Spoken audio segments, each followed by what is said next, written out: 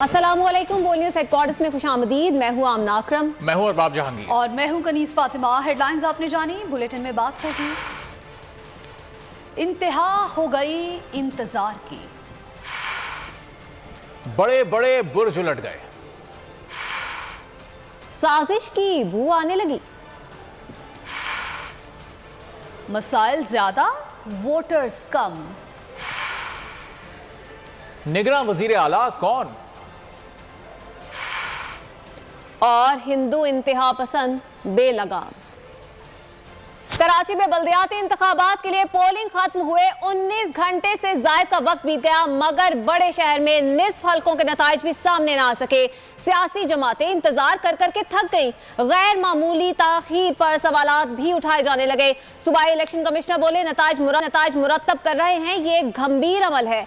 एक यूसी का रिजल्ट बनाने में वक्त लगता है। कराची में गुज़श्ता रोज बल्दियाती इंतखाबात हुए और पोलिंग का वक्त खत्म हुए 19 घंटे से ज्यादा का वक्त गुजर गया, मगर बड़े शहर में निस्फ हलकों के नताइज भी सामने ना आ सके। सियासी जमातें इंतजार कर करके थक गईं। गैर मामूली ताखीर पर सवालात भी उठने लगे। रात आंखों आंखों में कटी, दिन भी इंतजार में ढलने लगा। बल्दियाती इंतखाबात के नताइज कछुए की चाल से ज्यादा तेज ना चल सके। बल्दियाती मैदान सजा, वोट पड़े, टर्नआउट भी ज्यादा न था, मगर बड़े शहर के बड़े मार्के के नताइज बड़ी ताखीर का शिकार हो गए। जमात इस्लामी परेशान हुई, पीपी भी हैरान रह गई। तहरीक इंसाफ ने भी गैर मामूली ताखीर पर सवालात उठा दिए। इलेक्शन कमीशन सिंध ताखीर पर वजाहत देने लगा। सूबाई इलेक्शन कमिश्नर एजाज अनवर बोले, ताखीर गैर मामूली बात नहीं, पोलिंग स्टेशन से नताइज आरओज के दफ्तर पहुँच रहे हैं। ये एक गंभीर अमल है। एक यूसी का रिजल्ट बनाने में वक्त लगता है। हर यूसी के 4 वार्ड्स औसतन 20 पोलिंग स्टेशन हैं। एक भी पोलिंग स्टेशन का नतीजा ना आए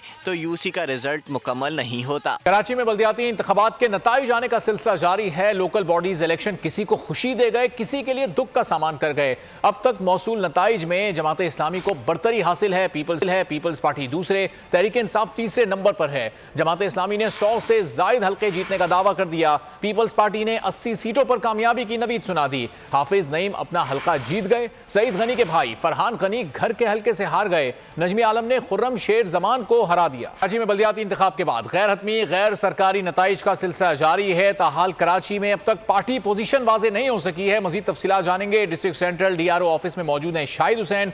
डिस्ट्रिक्ट ईस्ट से हमें आगाह करेंगे कफील अहमद, और इलेक्शन कमीशन कराची के दफ्तर पर मौजूद हैं हसीब खान। पहले चलेंगे शाहिद हुसैन की जानिब। शाहिद, बताइएगा, आपसे कुछ देर पहले एक प्रेस कॉन्फ्रेंस भी की गई, बताया भी गया कि नताइज शाम तक आएंगे।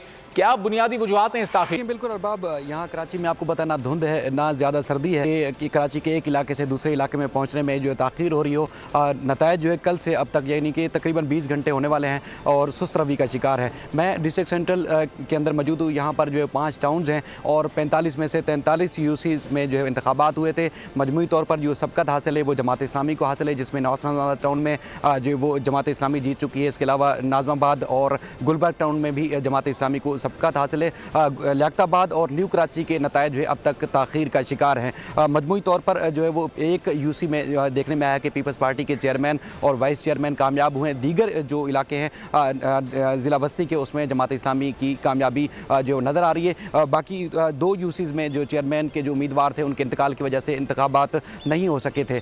जो नताइज हासिल किए गए हैं अब तक, जो गैर हतमी और गैर सरकारी नताइज हैं, उसमें नाजमाबाद टाउन में जमात इस्लामी 8 जो है वो उम्मीदवार कामयाब करवा चुकी है। इसके अलावा जो नाजमाबाद टाउन है उसमें से 8 में से 6 यूसीज़ में जमात इस्लामी कामयाब हुई है। न्यू कराची में 1 और लियाकताबाद टाउन में 1 यूसीज़ के नताइज हैं। एक यूसीज़ में जमात इस्लामी कामयाब हुई है। इसके अलावा गुलबर्ग टाउन में भी जो है वो 10 यूसीज़ में से जो नताइज हासिल हुए हैं 6 की 6 जमात इस्लामी जो है वो कामयाब हो चुकी है। लेकिन यहाँ पर DRO ऑफिस में भी बात हुई। यहाँ चूँकि जो नताइज का जो निज़ाम था वो मैकेनिज्म कोई नहीं बनाया गया था। पहले तो इंतखाबात का मैकेनिज्म कोई नहीं बनाया गया। कफील, आप इस वक्त कहाँ पर मौजूद है, वहाँ पर क्या सूरत हाल देख रहे हैं आप? जैसे कि ईस्ट में मौजूद हूँ और इदारे नूरक में अब से कुछ देर कबल जो प्रेस कॉन्फ्रेंस हुई उसके बाद से अब तक जो मुख्तलिफ तीनों जमातें हैं उनके अपने अपने क्लेम भी सामने आ रहे हैं। और तमाम जो तशवीश है वो जमात इस्लामी को सबसे ज़्यादा है, जो ये क्लेम करी कि 100 से ज़्यादा उनकी जो सीटें हैं वो जीतने में कामयाब हुए हैं। ताहम जो अब तक नताइज हैं उसके मुताबिक तो अकॉर्डिंगली जो है वो खासा जो नंबर्स हैं वो खासे कम दिखाई दे रहे हैं और पीपल्स पार्टी उसमें आगे है।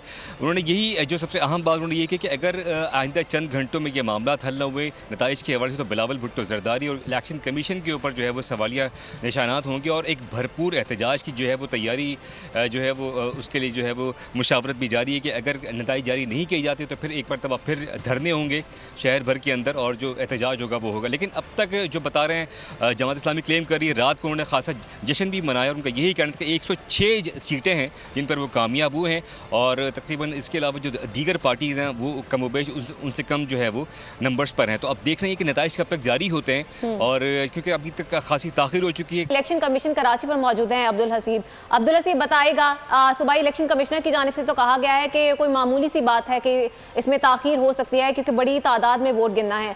आपने ज़ाती तौर पर जानने की कोशिश की ताख़ीर क्यों की जा रही है इलेक्शन कमीशन की जानिब से? देखिए जी, जहाँ तक बात ताख़ीर की है तो इलेक्शन कमीशन की आज की ब्रीफिंग का मकसद यही था कि वो आगाह करना चाहते थे कि किस सूरत हाल का उनको सामने है। उन्होंने यहाँ मुख्तलिफ वजूहात दी कि जो कराची के मुख्तलिफ पूरे शहर भर में 57 जो है वो रिटर्निंग ऑफिसर जो है वो तैनात किए गए हैं। प्रिजाइडिंग अफसरान जो है वो अपना फॉर्म 11 और 12 का उन्होंने जो है वो प्रोसेस मुकम्मल कर लिया गया है। तकरीबन 10,000 से ज़ायद फॉर्म्स हैं जिनको अब प्रोसेस किया जा रहा है। अपेंडिक्स ए का जो है वो रिज़ल्ट तैयार किया जाएगा जो कि गैर सरकारी गैर हतमी रिज़ल्ट होगा और बताया जा रहा है कि आज शाम तक वो रिज़ल्ट जारी कर दिया जाएगा। यही सवाल हमने भी उनसे पूछा था कि जब वोटिंग टर्नआउट इतना कम रहा कि लोग जो है वो वोट देने के लिए घरों से बाहर नहीं निकले, इसके बावजूद भी रिज़ल्ट में इतनी ताख़ीर हो रही है, तो हम ये उम्मीद कर सकते हैं, एक्सपेक्ट कर सकते हैं कि अगर वोटिंग टर्नआउट ज़्यादा होता तो इससे मज़ीद ताख़ीर जो है वो हो सकती थी। लेकिन इलेक्शन कमीशन हुकाम का सूबाई इलेक्शन कमिश्नर एजाज अनवर चौहान का ये कहना था कि जो इस वक्त इलेक्शन कमीशन का अमला है वो शदीद दबाव में है, बहुत वर्कलोड है और उनकी कोशिश यही है कि जल्द से जल्द रिज़ल्ट मुकम्मल कर लिया जाए। उनका ये भी कहना था कि जो तमाम फॉर्म 11 और फॉर्म 12 थे वो रिटर्निंग अफसरान को मौसूल हो चुके हैं। कराची के बल्दियाती इंतखाबात के नताइज में ताख़ीर, हाफिज नईमुर रहमान को साजिश की बू आने लगी। बोले जमाते इस्लामी 100 नशिस्तों पर कामयाब हो चुकी है, अक्सरियत कम करने के लिए साजिशें की जा रही हैं। रिटर्निंग अफसरान ने नताइज रोके हुए हैं, उन्हें तब्दील करने की कोशिश की जा रही है। नताइज बदलने की कोशिश की तो दमादम मस्त कलंदर होगा। कराची की तरक्की के लिए तमाम जमातों के साथ मिलकर चलेंगे। टर्नआउट हम देख रहे हैं, जमात इस्लामी 100 के करीब नशिस्तों ऐसी हैं जिसमें कामयाब हो गई है और बाकी जगह पर कुछ तकरीबन 10, 15, 20 के करीब यूसी ऐसी हैं जिसमें कन्फ्यूजन है, इबहाम है, तनाज़ा है और हमारा क्लेम है, हमारे पास बहुत सारे एविडेंस हैं कि जिसकी बुनियाद पर हम समझते हैं कि हम सादा अक्सरियत की तरफ जा रहे हैं। जो आरोज़ भी जिस पर हमें हमेशा से तहफ़्फ़ुज़ात रहे, जो आरोज़ भी नतीजा तब्दील करने की कोशिश कर रहे हैं, उनके हाथ अभी रोके जाएँ। ये तो कोई तरीक़ा नहीं है कि हमारे पास फॉर्म 11 पर पूरा रिज़ल्ट मौजूद हो, प्रिजाइडिंग अफसर के दस्तखतों वाला मौजूद हो और आरओ से जारी हो तो उसमें तब्दीली आ जाए। जब उसको बदल देंगे तो फिर हम कहाँ जाएंगे? हम अदालतों के बरसों चक्कर लगाते रहे और ये लोग जो है अपनी मर्जी से अपना निज़ाम बना लें। अभी आपको अहम खबर दें, ये रिवायत बन चुकी है कि एक बंदा 2 ओहदे संभालता है। जस्टिस मियां गुल हसन औरंगजेब के कैप्टन रिटायर्ड उस्मान यूनुस की बतौर चीफ कमिश्नर चेयरमैन सीडीए 2 ओहदों पर तकर्री चैलेंज करने के केस में अहम रिमार्क्स। कहा कि इस तरह वजीर आजम को फिर वजीर आला पंजाब भी होना चाहिए, इस तरह जल्दी फैसले हो जाएंगे। जस्टिस मियां गुल हसन औरंगजेब की जानिब से ये अहम रिमार्क्स सामने आए। उन्होंने कहा कि ये रिवायत बन चुकी है कि एक बंदा 2 ओहदे संभालता है। जस्टिस मियां गुल हसन औरंगजेब ने कैप्टन रिटायर्ड उस्मान की बतौर चीफ और चेयरमैन सीडीए 2 ओहदों पर तकर्री चैलेंज करने के केस में रिमार्क्स दिए। उन्होंने कहा कि वजीर आजम को फिर वजीर आला पंजाब भी होना चाहिए, इस तरह फैसले जल्दी हो जाएंगे। जस्टिस मियां गुल हसन औरंगजेब के रिमार्क्स सामने आए। कैप्टन रिटायर्ड उस्मान की बतौर चीफ कमिश्नर चेयरमैन सीडीए 2 ओहदों पर तकर्री को चैलेंज किया गया, जिस केस में जस्टिस गुल हसन औरंगजेब ने रिमार्क्स दिए कि यह रिवायत बन चुकी है कि एक बंदा 2 ओहदे संभालता है।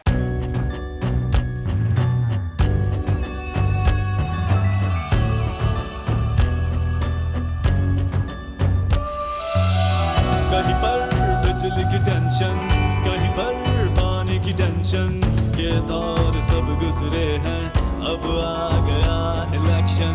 सुन सुन कर थक गए हुक्मरानों के ये राग, जाग पाकिस्तानी जाग, जाग पाकिस्तानी जाग, जाग पाकिस्तानी जाग, जाग पाकिस्तानी जाग, जाग पाकिस्तानी जाग, जाग पाकिस्तानी जाग, जाग पाकिस्तानी जाग, जाग पाकिस्तानी जाग, जाग पाकिस्तानी जाग।